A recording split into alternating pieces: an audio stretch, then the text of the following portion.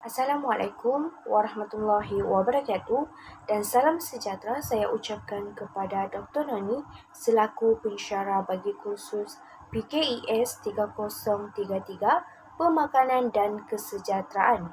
Pada hari ini, kumpulan saya yang terdiri daripada saya sendiri iaitu Normasita binti Ramzan, Nur Aisyah binti Latif dan Nur Cahaya binti Ibrahim akan membentangkan tugasan kerja khusus di bawah tajuk Kesan Pengambilan Makanan yang Tercemar dan Makanan yang Tidak Berkhasiat berdasarkan satu artikel yang telah kami pilih. Sebelum itu, kita lihat terlebih dahulu isi kandung dalam pembentangan ini, iaitu yang pertama sekali, kami akan membentangkan berkaitan konsep makanan yang tercemar. Yang kedua, kesan pengambilan makanan yang tercemar. Yang ketiga, konsep makanan yang tidak berkhasiat. Dan yang keempat, kesan pengambilan makanan yang tidak berkhasiat. Dan akhir sekali, penutup serta rujukan. Pertama sekali, saya akan membentangkan berkaitan konsep pencemaran makanan ataupun makanan yang telah tercemar. Apakah makanan yang tercemar? Pencemaran makanan berlaku apabila makanan mentah dan makanan yang dimasak bertindak balas dengan enzim di dalam makanan yang tercemar. Makanan yang tercemar dan penyedia makanan menjadi sumber utama transmisi mikroorganisma kepada manusia. Makanan yang tidak selamat dimakan mengandungi bahan patogen yang menyebabkan penyakit kepada manusia.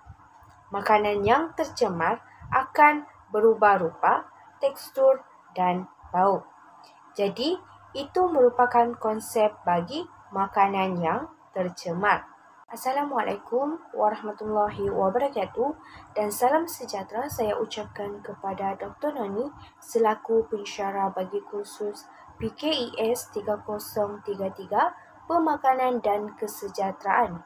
Pada hari ini, kumpulan saya yang terdiri daripada saya sendiri iaitu Normasita binti Ramzan, Nur Aisyah binti Latif dan Nur Cahaya binti Ibrahim akan membentangkan tugasan kerja khusus di bawah tajuk Kesan Pengambilan Makanan yang Tercemar dan Makanan yang Tidak Berkhasiat berdasarkan satu artikel yang telah kami pilih. Sebelum itu, kita lihat terlebih dahulu isi kandung dalam pembentangan ini, iaitu yang pertama sekali, kami akan membentangkan berkaitan konsep makanan yang tercemar. Yang kedua, kesan pengambilan makanan yang tercemar. Yang ketiga, konsep makanan yang tidak berkhasiat. Dan yang keempat, kesan pengambilan makanan yang tidak berkhasiat. Dan akhir sekali, penutup serta rujukan.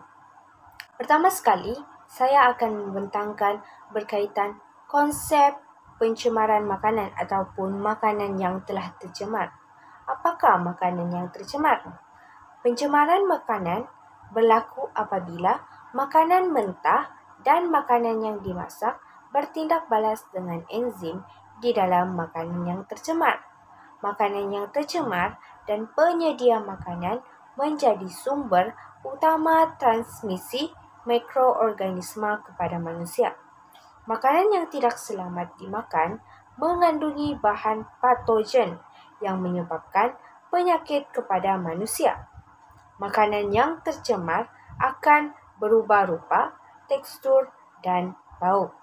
Jadi, itu merupakan konsep bagi makanan yang tercemar.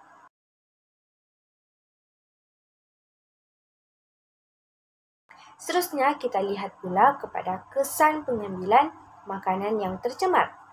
Seperti yang kita boleh lihat dalam artikel yang telah kami pilih, isu yang diketengahkan ialah isu keselamatan makanan di peringkat antarabangsa yang sekaligus membawa kepada masalah pencemaran makanan dan penyakit bawaan makanan.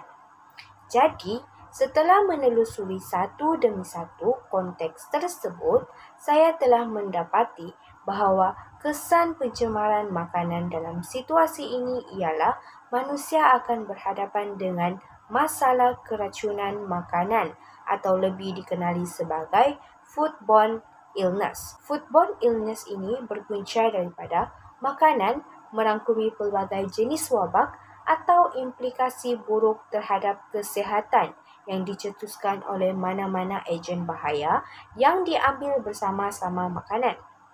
Justru, kita boleh lihat dalam surat yang terpapar, iaitu kesan pengambilan makanan yang tercemar yang telah saya pilih ialah mengundang kepada penyakit yang disebabkan oleh ejen virus akibat daripada makan makanan yang tercemar.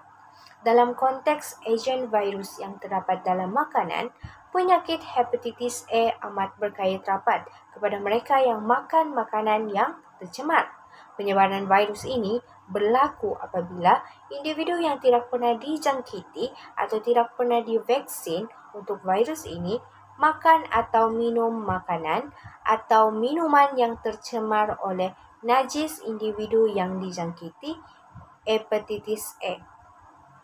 Penyakit ini sangat berkait rapat dengan air yang tidak bersih, sanitasi yang kurang baik, dan tahap kebersihan diri yang rendah.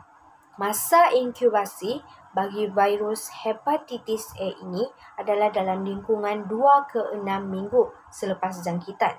Simptom hepatitis A ini termasuklah demam, lesu, kurang selera makan, cirit-birit, loya, perut yang tidak selesa, kekuningan iaitu jaundice dan warna air kencing gelap.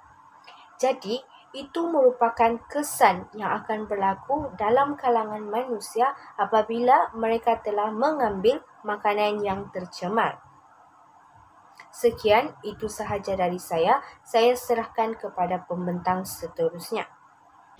Baiklah, sekarang saya Nur Cahaya akan menerangkan kesan kedua daripada pengambilan makanan tercemar, iaitu membawa kepada penyakit-penyakit berbahaya daripada bakteria yang terdapat dalam makanan yang tercemar. Dalam konteks ini, makanan yang tercemar mengandungi bakteria-bakteria berbahaya seperti Salmonella, bakteria Vibrio cholera, Shigella dan sebagainya. Bakteria-bakteria yang telah mencemari makanan boleh membawa kepada penyakit kepada manusia. Lebih parah lagi, penyakit-penyakit yang telah disebabkan oleh bakteria ini boleh membawa maut jika tindakan lambat diambil. Berikut merupakan contoh-contoh bakteria yang terdapat dalam makanan tercemar. Yang pertama ialah Salmonella. Salmonella merupakan bakteria yang kebiasaannya mencemarkan makanan seperti ayam, daging, telur, makanan mentah dan boleh berlaku semasa pencemaran silang antara makanan masak dan makanan mentah. Pencemaran silang ini berlaku apabila makanan yang sudah dimasak bersentuhan dengan bahan mentah atau peralatan sama yang digunakan. Penyakit yang disebabkan oleh bakteria ini ialah typhoid atau demam kepialu. Antara simptom demam kepialu ini ialah demam, sakit perut, dan sakit kepala yang mungkin berlanjutan sehingga beberapa minggu. Sekiranya demam kepialu tidak diberi rawatan dengan kadar segera, komplikasi yang mungkin akan timbul ialah pendarahan dan kebocoran saluran penghadaman, keradangan otak dan psikosis. Yang kedua ialah bakteria Vibrio cholera.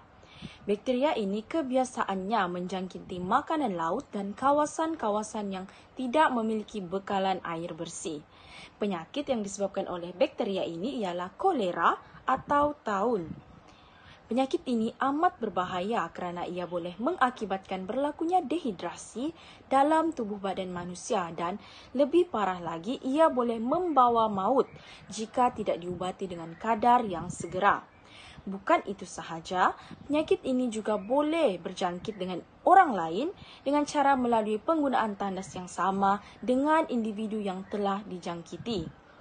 Antara simptom penyakit kolera ini ialah cirit-birit, loya, dan muntah-muntah.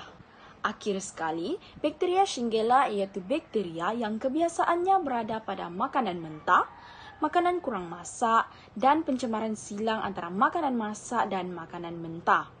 Antara penyakit yang disebabkan oleh bakteria ini ialah disentri. Disentri merupakan infeksi atau jangkitan pada usus yang boleh menyebabkan diarea berair yang disertai darah atau lendir. Antara simptom disentri ialah demam biasa, mual dan muntah, perut krem, perut kembung dan demam dengan suhu yang tinggi. Dalam artikel yang dipilih, ada menyatakan bahawa diarea ini telah membunuh hampir 1,5 juta kanak-kanak pada setiap tahun dan kebanyakannya berpunca daripada pengambilan makanan dan minuman yang telah tercemar. Di seluruh dunia, dianggarkan 30% daripada populasi manusia menderita daripada penyakit bawaan makanan pada setiap tahun. Demikian, jelaslah bahawa pengambilan makanan yang tercemar boleh membawa kepada penyakit yang membahayakan kesihatan manusia. Oleh itu, kita perlulah memastikan setiap apa yang kita makan betul-betul bersih dan selamat bagi tubuh badan kita agar kita terhindar daripada penyakit-penyakit berbahaya seperti yang telah dijelaskan. Baiklah, saya Nur Aisyah binti Latif akan meneruskan bagi isi yang ketiga pada tajuk kesan pengambilan makanan yang tercemar, iaitu ia boleh menyebabkan komplikasi kehilangan cecair badan akibat muntah dan juga cirit-birit. Keracunan makanan berlaku akibat pengambilan makanan dari sumber dan juga tempat yang sama dan ia boleh menyebabkan cirit-birit, muntah-muntah, sakit perut dan juga mungkin disertai gejala seperti pening, demam atau kegejangan otot serta lemah tubuh badan. Oleh itu, muntah cirit-birit boleh menyebabkan kehilangan ion kalium dari cecair gastrousus yang kehilangan melalui buah pinggang, boleh disebabkan oleh renal tubular acidosis, aldosteronisme atau sindrom Cushing atau Bartter. Baiklah, sekarang kita beralih kepada konsep makanan tidak berkhasiat pula. Makanan tidak berkhasiat ialah makanan yang tidak mengandungi nutrien-nutrien yang diperlukan oleh tubuh badan, iaitu protein, vitamin, serat dan sebagainya. Lazimnya, makanan tidak berkhasiat ini merujuk kepada makanan ringan, makanan segera, makanan yang terlebih lemak dan tinggi kalori. Antara makanan tidak berkhasiat yang menjadi kegemaran masyarakat kini ialah burger, McDonald, KFC, pizza dan lain-lain. Menurut Michael Jacobson 1972, makanan yang tidak sihat merupakan kategori makanan yang memiliki nilai pemakanan yang rendah kerana terdapat tambahan rasa dan bahan lain dalam makanan.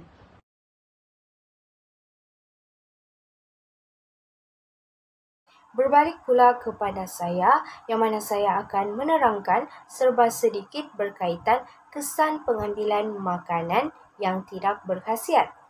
Yang mana seperti kita boleh lihat dalam slide, saya telah memilih penyakit kronik. Yang mana penyakit kronik ini akan berlaku dalam kalangan masyarakat yang mengambil makanan yang tidak berkhasiat. Okey, baiklah, saya akan terangkan serba sedikit. Kesan paling buruk dalam pengambilan makanan yang tidak berkhasiat, misalnya makanan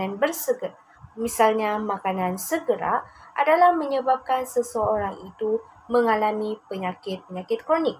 Antara penyakit kronik yang kita boleh kaitkan dengan pengambilan makanan tidak berkhasiat adalah seperti penyakit darah tinggi dan kencing manis. Kandungan kolesterol dan kadar gula yang amat tinggi pada makanan segera misalnya akan mengganggu fungsi badan kita bagi merembes bahan-bahan yang tidak diperlukan dalam badan. Sekiranya amalan gaya hidup yang sihat dan pemakanan yang seimbang tidak dipraktikkan oleh semua golongan di Malaysia, kadar kesihatan akan menjunam dan akan merosakkan imej negara kita. Persis kata peribahasa Melayu, sesal dulu pendapatan, sesal kemudian tidak berguna. Yang bermaksud, fikirlah tindakan kita hari ini sebelum mendapat akibatnya kelak. Itu sahaja dari saya. Saya serahkan kepada rakan pembentang yang lain. Seterusnya, kita beralih kepada kesan kedua pengambilan makanan tidak berkhasiat, iaitu boleh menambahkan berat badan seseorang yang akan mendorong kepada berlakunya obesiti. Obesiti merupakan satu keadaan kesihatan yang merujuk kepada kegemukan atau lemak badan berlebihan terkumpul sehingga mencapai tahap yang boleh menjejaskan kesihatan seseorang.